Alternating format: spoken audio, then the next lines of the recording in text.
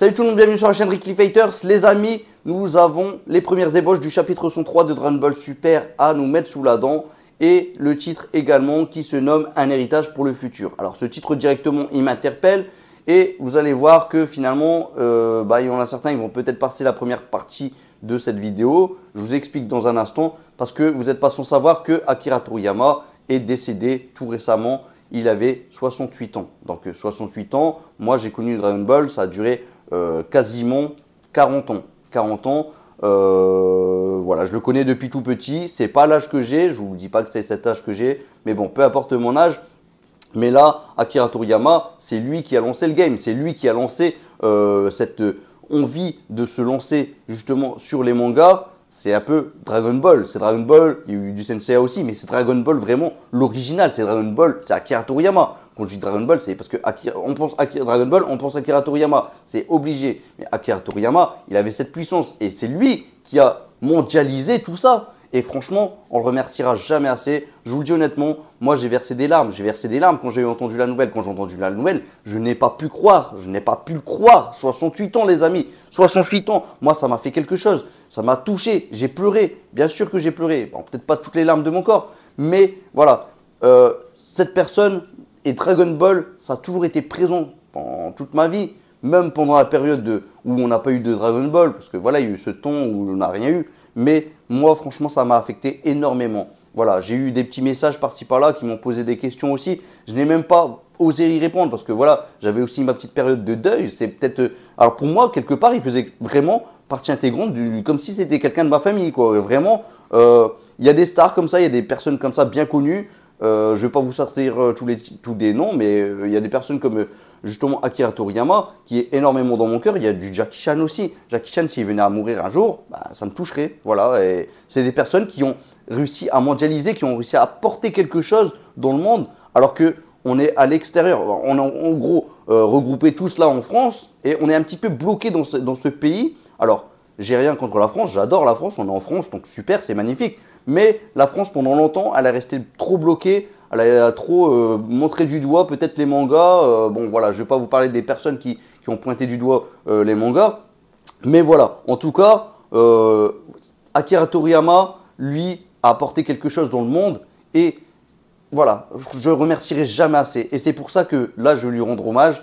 Alors, maintenant, à vous, libre ou pas, de passer cette vidéo ou même de passer un petit moment de la vidéo parce que là, je vais faire 1 minute de silence. Je suis obligé. C'est la façon dont je vais rendre hommage à Akira Toriyama et ce n'est pas suffisant. Akira Toriyama, de toute façon, comme le titre de ce chapitre, Un héritage pour le futur, cet héritage était déjà présent et là, il va continuer. Je l'espère, il va continuer. En tout cas, merci Akira Toriyama. Merci de tout mon cœur.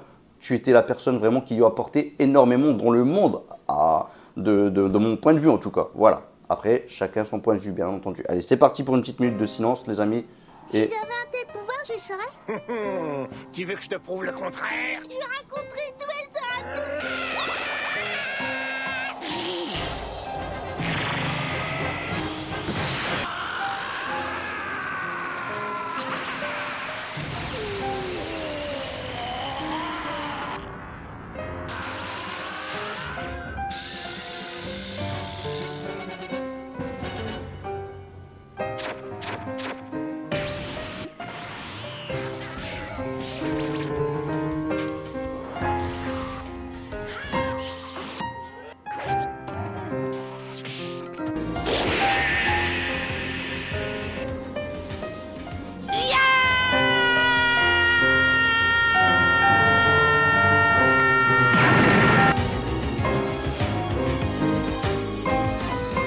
Nous ne cesserons de scruter le ciel dans l'attente de ton retour.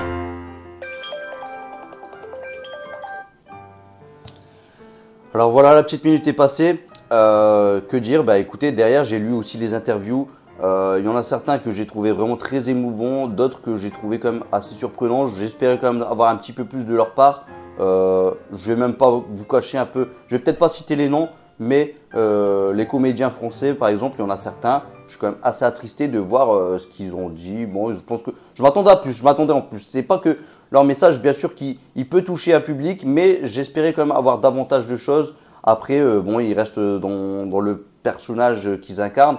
Mais voilà, en tout cas, je suis quand même assez attristé de voir qu'ils auraient pu proposer quelque chose de plus touchant, en tout cas, pour des comédiens. Voilà. Bon, maintenant les amis, passons un petit peu sur le chapitre. Et surtout, Akira Toriyama, il sera toujours dans notre cœur, il sera toujours présent avec nous. Et que la vie, la passion continue, les amis. On continue à faire perdurer un petit peu cette œuvre qui est une œuvre. Et puis, je compte sur vous, même s'il y a eu des critiques. Pour moi, Akira Toriyama a toujours été présent. Il a toujours été impliqué malgré tout, dernièrement en tout cas, dans son œuvre. Surtout là, dans le film Dragon Ball Super Héros. Et Dragon Ball Daima, il a laissé ses petites touches aussi. Donc, on continue les amis, on avance ensemble. Et l'aventure se prolonge, elle continue et Akira Toriyama, t'es le best. Voilà. Allez les amis. Alors, déjà, sachez qu'on retrouve donc Goku, voilà, qui combat Gohan Beast, donc Goku Ultra Instinct maîtrisé. Donc là, Goku donne un bon coup à Gohan, il y a une garde chacun de leur côté, tout ça. Gohan arrive à prendre un petit peu le dessus, on voit Goku valser dans des cailloux, dans des rochers.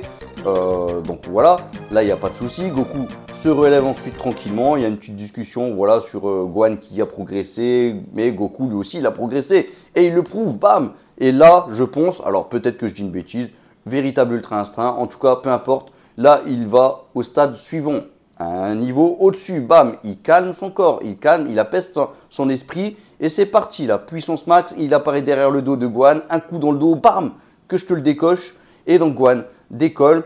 Et Goku enchaîne et boum que je t'explose en l'air et il l'envoie valser dans l'eau les amis. Donc voilà comment finit ces images, ce chapitre, enfin ces premières ébauches en tout cas. Alors, qu'est-ce que j'en pense les amis? Là, à première vue, on a l'impression que Goku prend le dessus, que Goku a peut-être gagné. Alors rappelons quand même qu'on n'est que sur les 7, peut-être maximum 8 images, 8 premières images du chapitre. Donc là, rien n'est dit, rien n'est donné. Akira Toriyama avait dit Gohan est censé être le plus fort, du moins c'est ce qu'on dit. On est encore sur la phrase d'Akira Toriyama.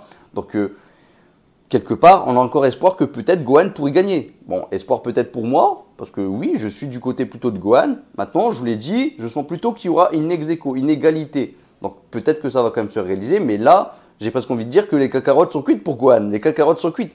Mais on verra quand même ce que ça peut donner. Est-ce que Gohan va être battu en si peu de temps, en quelques secondes? Ça serait un petit peu dommage. Pourquoi dommage? Parce que finalement, le dernier chapitre, le 102, on a eu un chapitre full combat, ouais, où on a eu du Goten et du Trunks, Saiyaman X1 et X2 face à du Gohan. Pour ça, Gohan a pu se mettre en avant. Mais en forme Beast, on l'a à peine vu finalement combattre. Et même dans l'arc Super Héros, on l'a à peine vu combattre Gohan finalement avec un Makenko Senpo, ni plus ni moins. Et il avait décoché aussi un coup de pied. Donc là, on aurait espéré voir un peu plus de Gohan Beast. On n'arrête pas de le voir son rager, tout ça. Et là, il est temps enfin de le mettre en avant. Et bam, au bout de quelques petits échanges, c'est déjà terminé. Ce serait triste quand même, ce serait triste. Alors, ce serait une bonne chose pour montrer à Goku l'étendue de son pouvoir, de montrer que Goku a progressé. Mais quelque part, on nous a rabaissé quand même Goku, rabaissé rapidement, hein, attention, c'est pas rabaissé complètement. Mais quand il a combattu Vegeta, il y a eu ce sparring combat entre les deux, voilà, un combat en forme de base que Goku a perdu. Voilà, il n'y a plus de questions à se poser, Goku a vraiment perdu. Et là, est-ce que c'est pas une façon de dire, tiens, tu as perdu ton combat contre Vegeta, maintenant il faut que tu en gagnes un? Moi, je pense que non. Rappelez-vous quand même que Goku a l'intention de combattre Piccolo. Donc, je pense que Gohan pourrait quand même gagner ce combat. Je reste là-dessus. Maintenant, je vais me prendre peut-être un grand mur en face, là, dès qu'on aura le chapitre au complet. Parce que ça se pourrait que finalement, là, le combat est déjà plié. Oui, peut-être que Gohan ne va plus se relever comme ça dans la normale. Et que peut-être que Whis va devoir le guérir. Je sais pas, ce genre de choses. Mais je pense pas. Je pense que Gohan a encore de la ressource et que le combat va peut-être durer. Alors, pour moi, véritablement, si je devais choisir, j'imagine vraiment qu'il risque d'avoir une égalité. Mais l'un des deux va quand même avoir un petit dessus quand même, voilà, visuellement. On va nous le montrer, on va peut-être nous l'expliquer, mais ce ne sera pas dit clairement. Ça va être match nul malgré tout. Il va y avoir quelque chose qui va interrompre la chose. Alors, maintenant, ça c'est ce que je pensais au départ. C'est vrai, il y a eu des petits changements. Parce que là, je parle beaucoup. Mais il semblerait que finalement, on est encore un peu sur l'arc Dragon Ball Super Héros. Et que nous sommes sur le climax. C'est ce qui a été cité sur le site Dragon Ball Super France. Je vous donne la source, bien entendu, hein, pas de souci. Et derrière, donc du coup, il semblerait que ce serait le climax de l'arc Super Héros. Donc si c'est le climax, quelque part, ça veut dire que là, on va enchaîner vraiment avec un nouvel arc.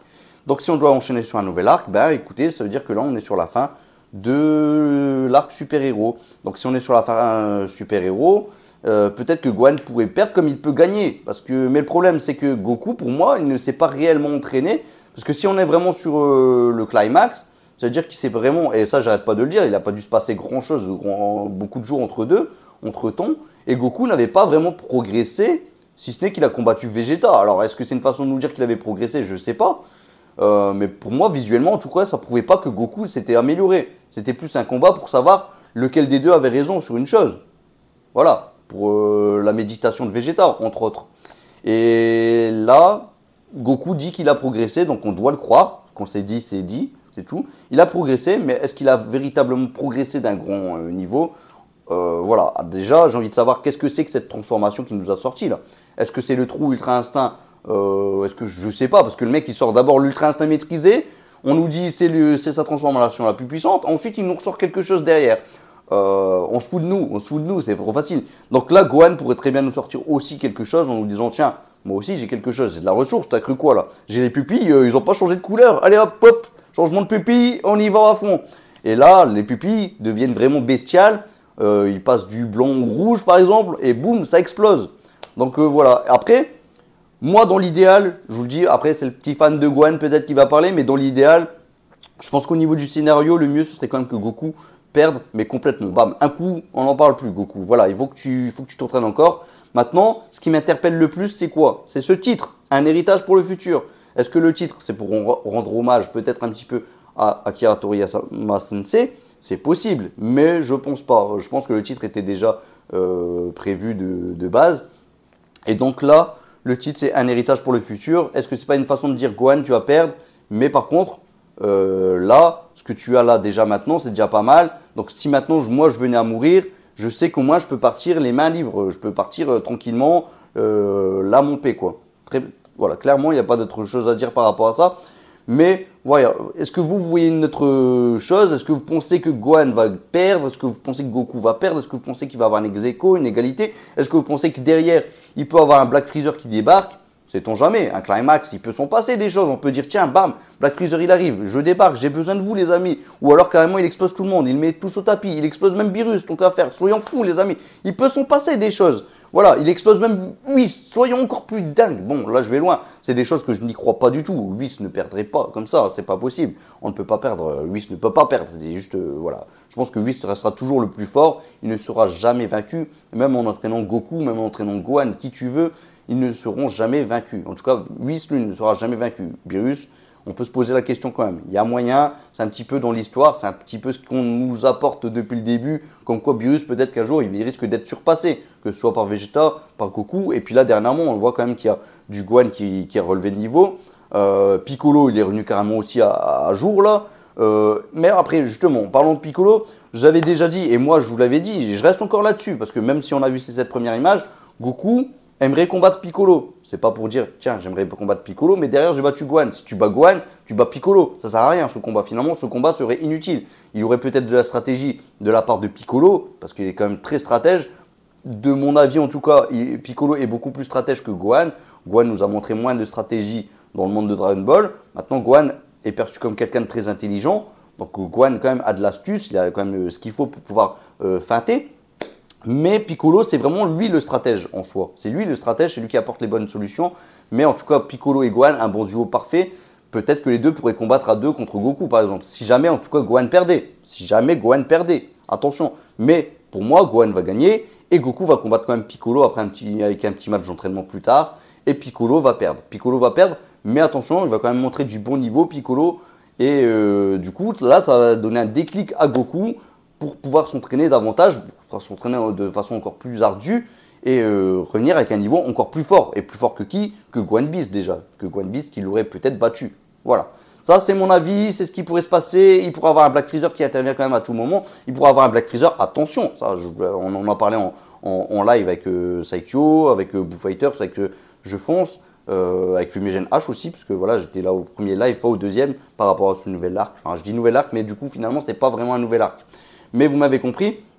Mais du coup, il pourrait quand même avoir un Black Freezer qui peut débarquer sur la planète Terre. Et donc, le seul protecteur qu'il y aurait là, à ce moment-là, Là, le seul qui est quand même assez fort, c'est qui? C'est Piccolo Orange. Mais Piccolo Orange face à un Black Freezer, là, il faut être honnête, eh bien Piccolo Orange ne ferait pas le poids. Piccolo Orange, hélas, ne ferait pas le poids. Mais en tout cas, ça pourrait être une bonne chose. Mais est-ce que c'est une bonne chose de faire perdre Piccolo facilement? Après, on pourrait quand même lui donner un petit peu de mouvement, de petits bouts de combat comme ça, où il lance ses petites boules par-ci par-là. Matoun, Rouya, tout ça, les amis. Et franchement, ça pourrait quand même être pas mal. En tout cas, quoi qu'il arrive, que Gohan perde ou qu'il gagne, pour moi, le scénario est quand même excellent en ce moment. Et ceux qui se plaignent, ben, désolé pour vous, hein, on ne peut pas faire beaucoup mieux au bout d'un moment. Là, on essaye de rattraper tout ce qui a été un peu mauvais au début de Dragon Ball Super. Et je trouve en tout cas que là, ça porte quand même bien ses fruits. Il y a quelque chose qui en ressort.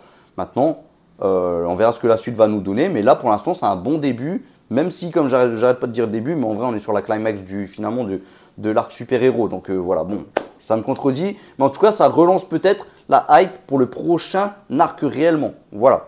Bon, je pense que j'ai assez parlé, les amis, les fighters. On se retrouve en commentaire. N'hésitez pas à dire tout ce que vous pensez. Et désolé, je n'avais pas répondu à certains commentaires. Pourquoi? Parce que déjà, je travaillais beaucoup. Donc voilà, dernièrement, j'étais beaucoup pris. Là, comme vous pouvez le remarquer, j'ai un petit peu mal à la gorge. Je suis un petit peu malade. Je suis encore malade là actuellement. Donc voilà. Et en plus de tout ça, je vous dis honnêtement, la mort de Akira Toriyama, ça m'a fait quelque chose. Sans compter aussi sur le fait qu'il y a eu Final Fantasy VII Rebirth. Là, j'ai énormément joué. Je n'ai toujours pas fini. Alors, désolé, je vous annonce tout de suite qu'il risque d'avoir beaucoup de vidéos qui risquent de sortir sur ce jeu. Oui, parce que j'ai enregistré tout ce que je pouvais. Donc, il y a bien 1 ou 2, 3, 4, 5, plusieurs vidéos que je vais sortir sur ce jeu. Ce n'est pas pour autant qu'il faut se désabonner. Bah non. Vous êtes là pour Dragon Ball, ok. Mais c'est pas parce que je sors du Final Fantasy VII qu'il faut se désabonner. Oui, Dragon Ball sera toujours présent. La preuve. Là, le jour J, je serai l'un des premiers à sortir d'ailleurs une vidéo sur les premières ebosh. Donc voilà, ne vous inquiétez pas, Dragon Ball sera toujours là. Et Final Fantasy VII, bah voilà, c'est la passion aussi, hein, c'est la passion pour ceux qui aiment. Donc me voici, me voilà. Allez les amis, on se retrouve prochainement. On se retrouve en tout cas en commentaire. Et surtout, que Dragon Ball continue, l'aventure continue. Les 7 Dragon Ball seront toujours avec nous, les amis. Toujours avec nous. Et Akira Toriyama Sensei, il est toujours là. Il sera toujours là. Et Dragon Ball aussi. Allez les amis, un Masenko, le Masenko qui va y aller jusqu'au bout de la galaxie, qui va rejoindre notre ami Akira Toriyama Sensei pour lui montrer à quel point on l'aime, à quel point on l'adore, à quel point on l'a toujours eu dans notre cœur. Salut tout le monde, ciao ciao ciao, Masenko, pour toi Akira Toriyama Sensei, Masenko.